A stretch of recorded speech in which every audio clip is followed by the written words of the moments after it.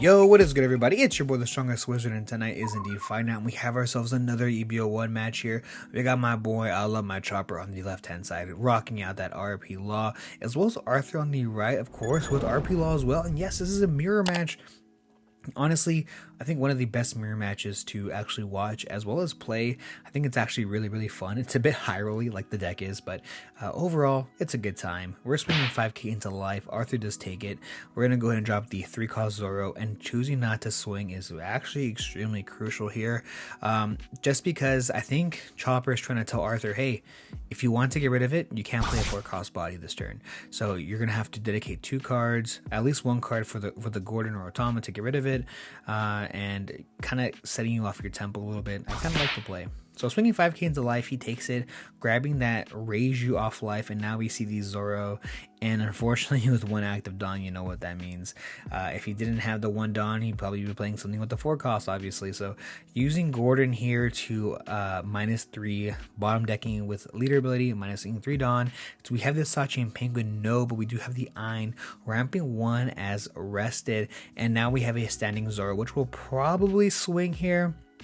Yep, swinging here.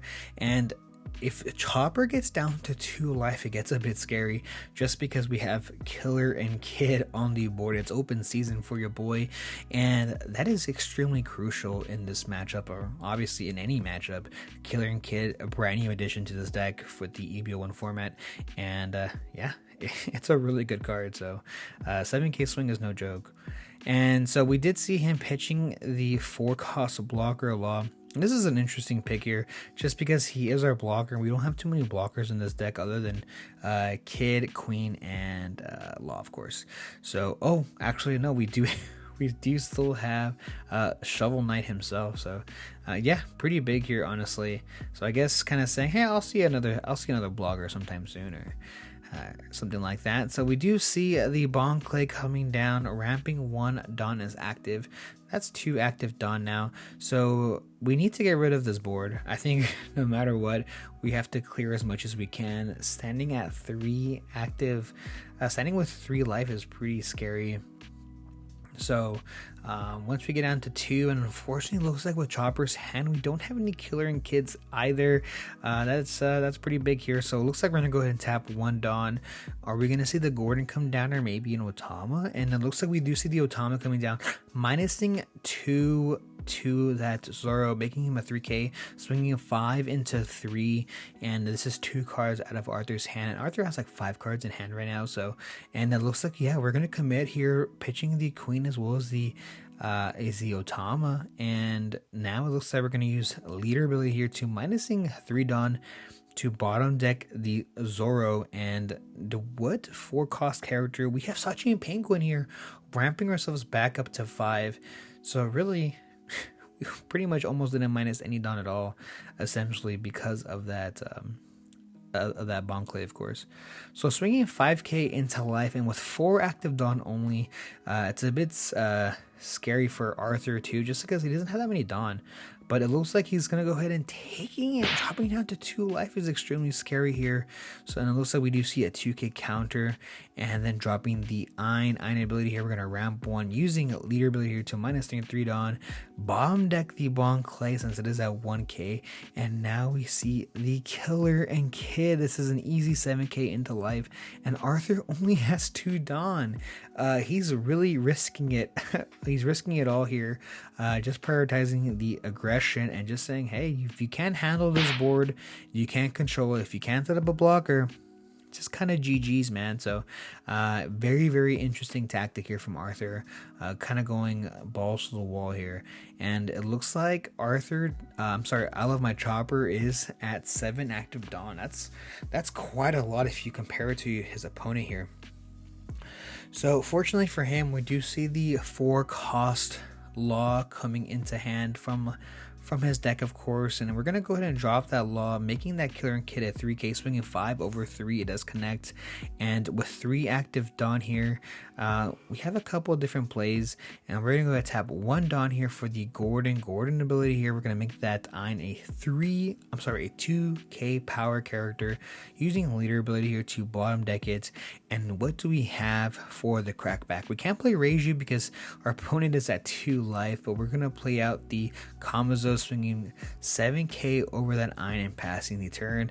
Now, I'm a bit indifferent about this just because, yes, we didn't play the Reiju because we couldn't draw, but we were also losing a 2k counter, which is a Kamazo. The fact that we do lose that, it's kind of rough. It's a bit scary here because we're going to pitch our whole hand here, dropping down to 0. And I guess this actually does make sense because if he didn't do this, he'd probably be just eaten alive by a Killer Kid. So I definitely understand. And what's in Arthur's hand? It looks like 3 cards, and he literally has 2 1 costs and a Killer and Kid. That's it. That's all he has. So what we probably will see here is Arthur playing out the 1 cost Gordon or raise max to minus 3k to one of these characters, bottom deck the other, and then swing with Killer and Kid. Probably tapping 1 Dawn, playing out that Gordon, minusing 3, bottom decking the Law, and we have the Killer and Kid coming down to play. Yes, we do. Now, Arthur in a sticky situation, deciding, hey, do I want to swing into the Sachi and Penguin or go for life? Now, I think hindsight, obviously, you kind of go for life. You're kind of forcing Chopper to find a blocker for the following turn, and even then, guys, we have Gordon or a Raise Max in hand. So even if he plays a 5 cost blocker, it doesn't really matter. We can bottom deck it and still swing into life with our leader. The only issue is that we're only at 3 Dawn next turn. So, and it looks like my boy Chopper just drew an Otama, drew a Bon Clay off of life. That's a 3k counter, no blocker, as well as no rusher. So the only rusher he's seen this game here is that Zoro. Arthur has seen a Zoro as well as 2 Kid and Killers.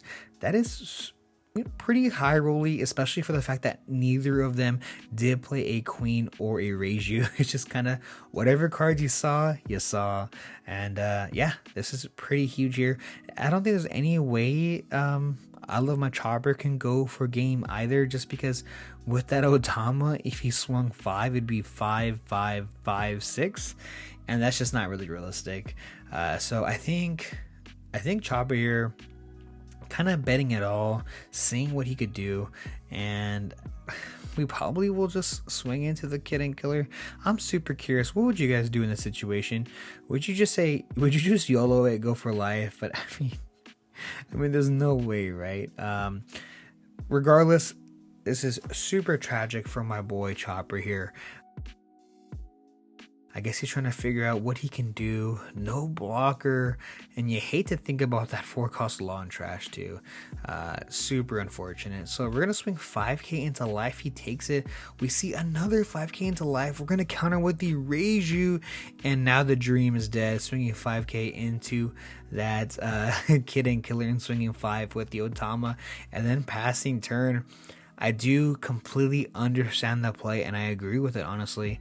Not much you can do, and unfortunately, if Arthur has a rusher, it's even more of a GG. And all Arthur really needs to do right now, which obviously he doesn't know, swing 8k into life, and he wins this whole entire game. If he tries to divide the counter up a little bit, swing 7k into something, and then bottom deck something else, he would actually just lose the game. So it really all depends here if Arthur decides to go full 8k into life.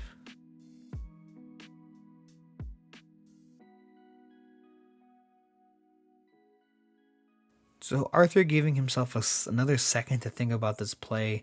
Obviously, this is essentially the last turn he has anything to do with. So he's swinging 8k into life, and it does connect, and Arthur does end up taking it.